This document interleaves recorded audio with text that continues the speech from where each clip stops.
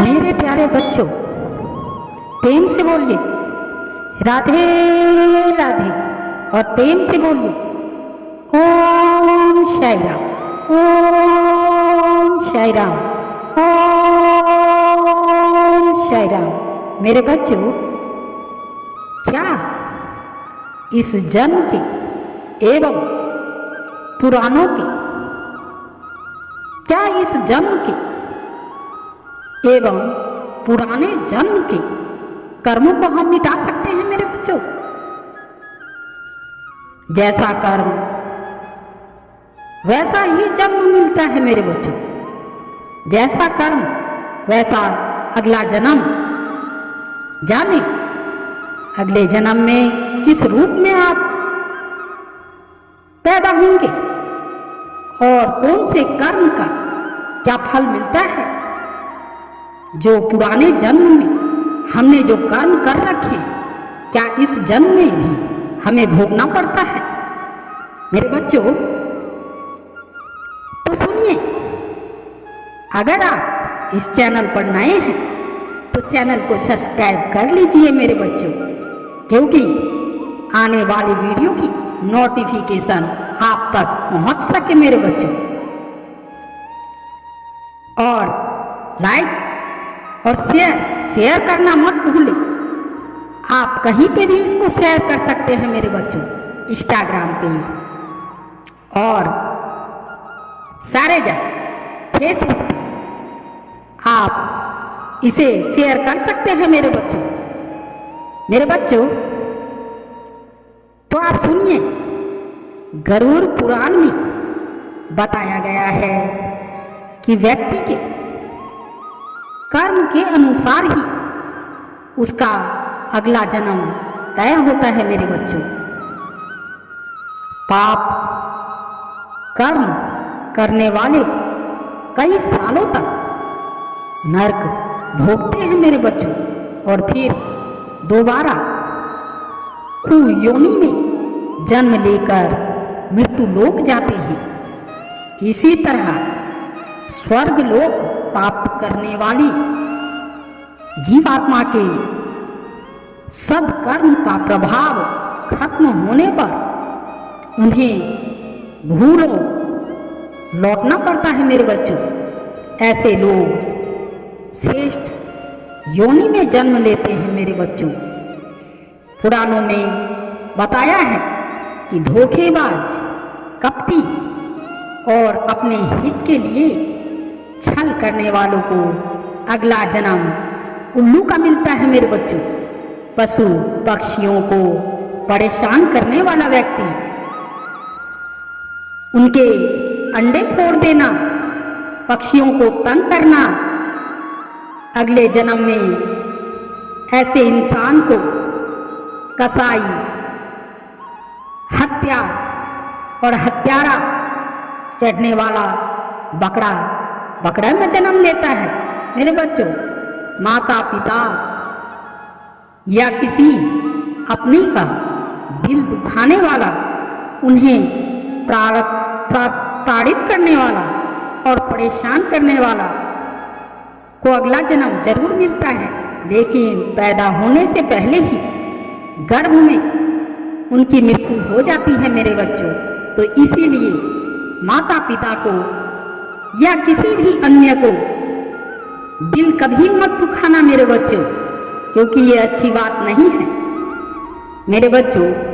गौ हत्या, भ्रूण हत्या, महिलाओं की हत्या करना, महिलाओं को परेशान करना, महिलाओं को मारना पीटना महापाप माना गया है मेरे बच्चों। ऐसे करने वालों को अगले जन्म में चंडाल योनि में जन्म मिलता है और उसको उसी योनि में प्राप्ति होती है मेरे बच्चों। स्त्रियों का शोषण करना, उनके दुराचार करने वाले अगले जन्म में कुष्ठ रोगी बनते हैं मेरे बच्चों। वहीं गुरु का निरादर करने वाला व्यक्ति अगले जन्म में नरभक्षी के रूप में पैदा होता है, जिसे जन्म से मृत्यु तक कई तरह के कष्ट और परेशानियां झेलना पड़ता है मेरे बच्चों। अन्य की चोरी करना, अन्न की चोरी करना, धन की चोरी करने वाला चूहा, जल की चोरी करने वाला मूसक, शहद की चोरी करने वाला मधुमक्खी और जल की चोरी करने वाला छुछुंदर, इस योनि में जन्म मिलता है मेरे बच्चों। मेरे बच्चों, पिछले जन्म में आप क्या थे? तो इसी पर आपको ये 10 संदेश में ये 10 बातें बताई जाएंगी मेरे बच्चों। ये संदेश बाबा की तरह है। कहते हैं कि कुंडली में आपके पिछले जन्म की स्थिति लिखी होती है मेरे बच्चों। यह कि आप पिछले जन्म में क्या थे। कुंडली, हस्तरेखा या सामुद्रिक विद्या का जानकर व्यक्ति आपके पिछले जन्म की जानकारी के सूत्र बता सकता है। अनिरुद्ध जोशी आचार्य यह एक ज्योतिषी की मान्यता पर आधारित है मेरे बच्चों। ज्योतिष शास्त्र के अनुसार जब भी कोई जातक पैदा होता है तो वह अपनी भुक्त और योग्य दशाओं के साथ पिछले जन्म के भी कुछ सूत्र लेकर आता है मेरे बच्चों। ऐसा कोई भी जातक नहीं होता है जो अपनी भुक्त दशा और भोग्य दशा के शून्य में पैदा हुआ हो। मेरे बच्चों, ज्योतिष धारण के अनुसार मनुष्य के वर्तमान जीवन में जो कुछ भी अच्छा या बुरा अनायास घट रहा है उसे पिछले जन्म का प्रबंध या योग्य अंश माना जाता है मेरे बच्चों।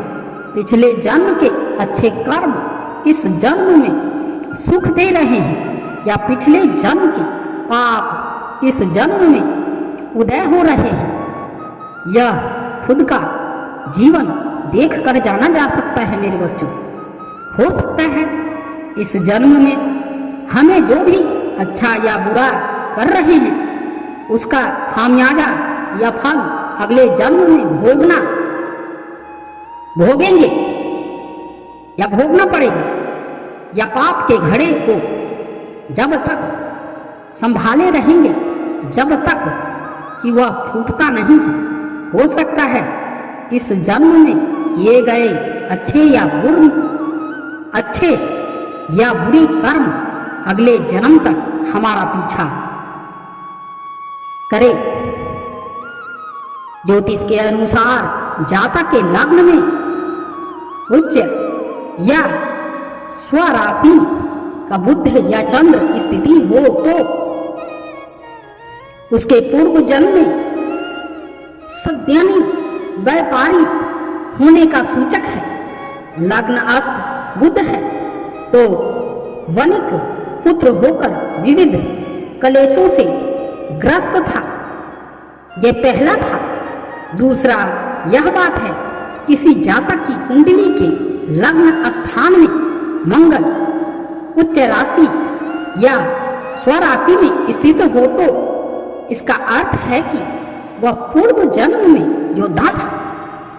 यदि मंगल पष्ट, सतम या दशम भाव में है तो यह माना जाता है कि जातक पूर्व जन्म में बहुत क्रोधी स्वभाव का था। मेरे बच्चों, तीसरी बात यह है कि यदि जातक की कुंडली में 4 या इससे अधिक ग्रह उच्च राशि के अथवा स्वराशि के हो तो यह माना जाता है कि जातक उत्तम योनि या जीवन भोग कर यहाँ जन्म लिया है मेरे बच्चों। चौथी बात यह है, यदि जातक की कुंडली में 4 या इससे अधिक ग्रह नीच राशि के हो तो ऐसा माना जाता है कि जातक ने पूर्व जन्म में निश्चय ही आत्महत्या की होगी। मेरे बच्चों, पांचवी बात, यदि जातक की कुंडली में लग्न गुरु हैं तो माना जाता है कि जन्म लेने वाला जातक बहुत ज्यादा धार्मिक स्वभाव का था। यदि जातक की कुंडली में कहीं भी उच्च का गुरु होकर लग्न को देख रहा हो तो माना जाता है कि जातक पूर्व जन्म में धर्मात्मा, सद्ज्ञानी एवं विवेकशील साधु अथवा तपस्वी था। गुरु शुभ ग्रहों से दृष्ट हो या पंचम या नवम भाव में हो तो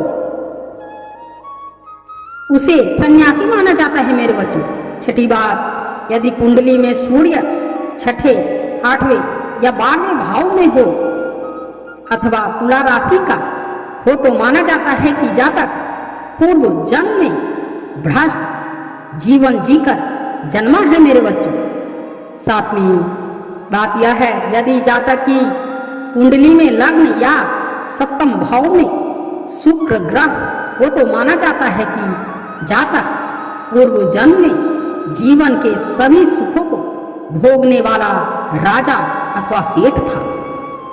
आठवीं बात यह है, यदि जातक की कुंडली में लग्न एकादश, शतम या चौथे भाव में शनि हो तो यह माना जाता है कि जातक पूर्व जन्म में पाप पूर्ण कार्य में लिप्त था। मेरे बच्चों, ध्यान पूर्वक सुनना, ये आपके काम आने वाले संदेश है। मेरे बच्चों, यदि जातक की कुंडली में लग्न या सप्तम भाव में राहु हो तो यह माना जाता है कि जातक की मृत्यु स्वाभाविक रूप से नहीं होगी। मेरे बच्चों, दसम यह है कि यदि जातक की कुंडली में 11वें भाव में सूर्य, 5वें में गुरु तथा 12वें में शुक्र है तो माना जाता है कि जातक पूर्व जन्म में धर्मात्मा प्रवृत्ति का तथा लोगों की मदद करने वाला था।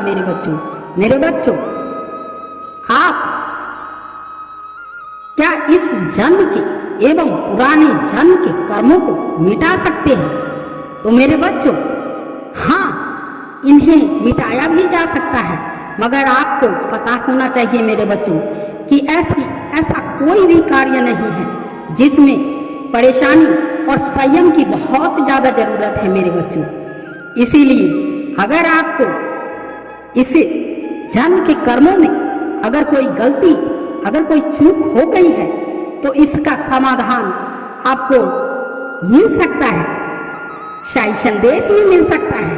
इसीलिए अगर आपको इसका जानना है तो आप कमेंट जरूर करें। मेरे बच्चों, जो भी चीज़ जानने की आपको इच्छा है तो कमेंट में जरूर बताना। मेरे बच्चों, इसी द्वारा आप प्रेम से बोलिए राधे राधे और प्रेम से बोलिए ओम साई राम, ओम साई राम, ओम